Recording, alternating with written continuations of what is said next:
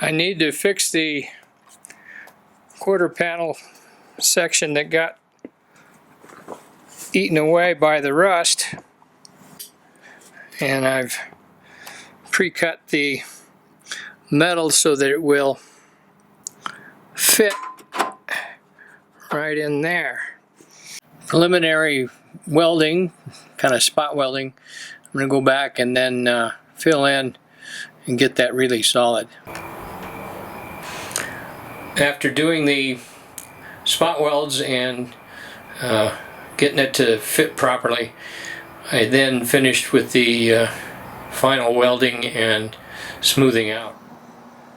I knew I had problems with the front end because I got rear-ended by a priest one time, and it bumped me into the car ahead, and they of course used the traditional Bondo and left me a mess to clean up and do with lead. Here it is from the back, and you can see I had to open it up so that I can get back in here and put some metal to back all that up, and then on the other side I'll then lead it and put that back together on the back side with the patch in the middle where they drilled the holes here.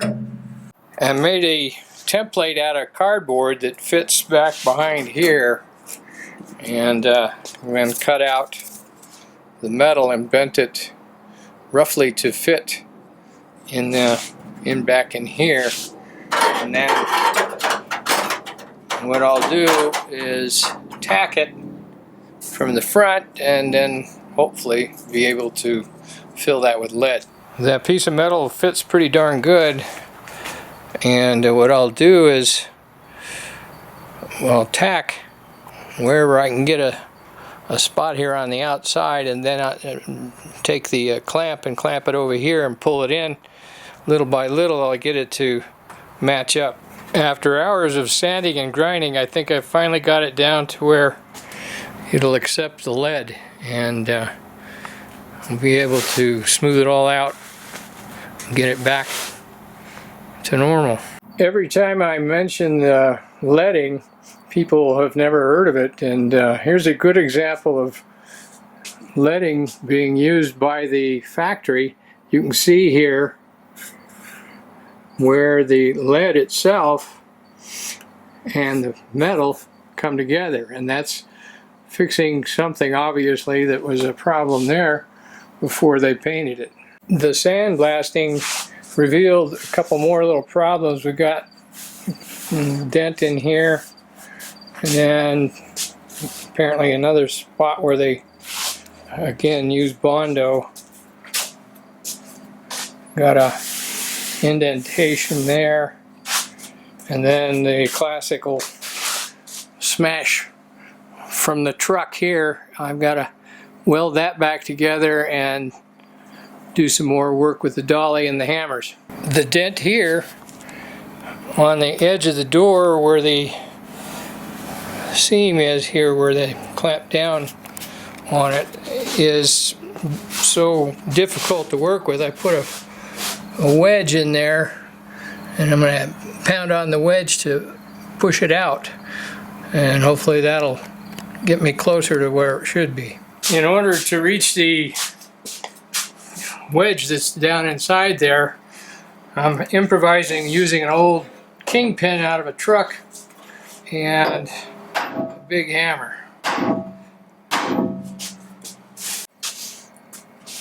In order to smooth out the dimples, and in many cases you don't want any place where it's high. If it goes in a little bit, then the lead will fill it. If it's high, you just wind up scratching the surface. So you put the dolly behind there and do that, and use different dollies and different size hammers. You know, you have a great big one like that, a littler one like that. The little one seems to be pretty handy for me. And there's a high spot right here where I welded before to fix a crack that happened after it got hit by the truck. And so I put this back behind here, and then it's almost identical to working with silver and gold. And then this is now a indentation that will fill with lead. The pattern of rust around this hole leads me to believe that most of the rust in the front here was due to it. The first step to replace the rusted out floor is to make a template. After taking the larger template and cutting it into different pieces and then matching that to the different pieces of metal, because each one has a different problem. For instance, the middle piece needed to have a round part here, and you can see on the edge how it's rounded and how it will fit in the car. The one on the right had to have this part curved up here like that, and then that part as well. On this part it has to come in this way, and to do that with a single sheet of metal would be really difficult.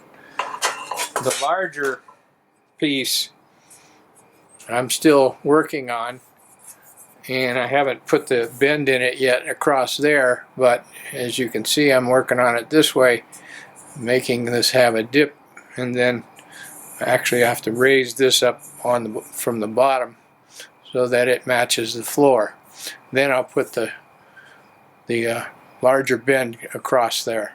In order to get the rounded shape in here, I had to improvise using these two cylinders of solid steel, and then I started with the big hammer here, but that wasn't big enough really to create the proper curve, so I actually commandeered this anvil, and the point then being able to hammer that like that. I've matched the middle piece of metal now pretty accurately with the bump here on the floor, and I've also matched it up there so that I can do a butt weld on that one, and I'll have the middle section welded in place, and then I can keep forming the others on either side until it finally matches. The hardest part is going to be this over here, and that's going to take an additional piece, a fourth piece.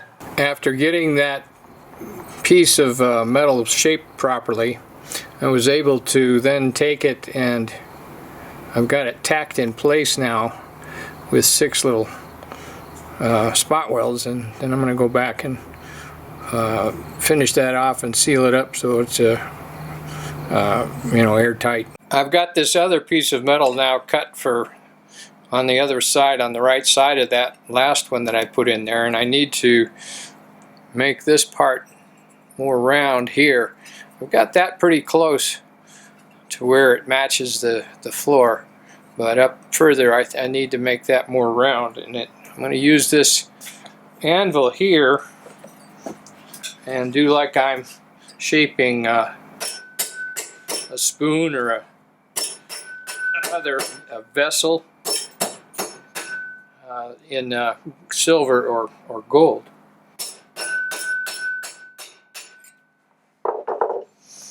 The more I hit it like that, the more that curvature gets in there. I've now got that other piece in there, and now I've got both tacked on there.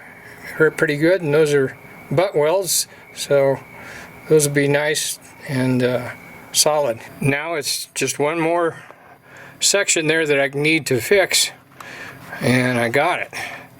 This was not an easy one to do. That corner up there came loose, and I had to pound the crap out of it to get it back into place. Now I made this piece and then bent there and there so that it would fit in the corner there, and it fits pretty good. I'm going to tack it in now.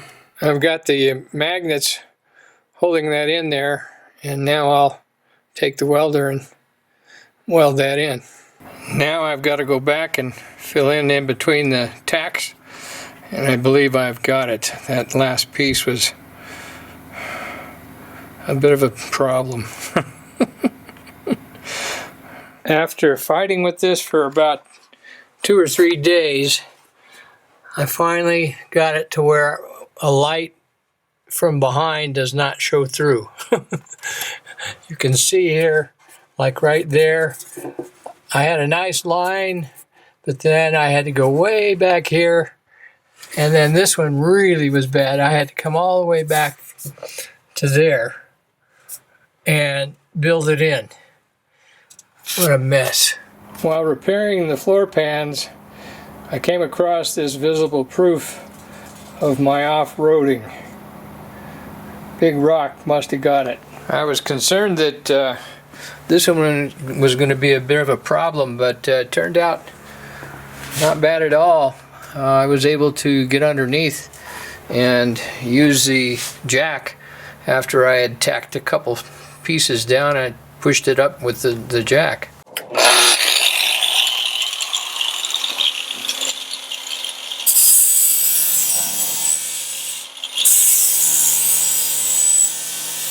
I've got it sealed up on top here and smoothed out reasonably well.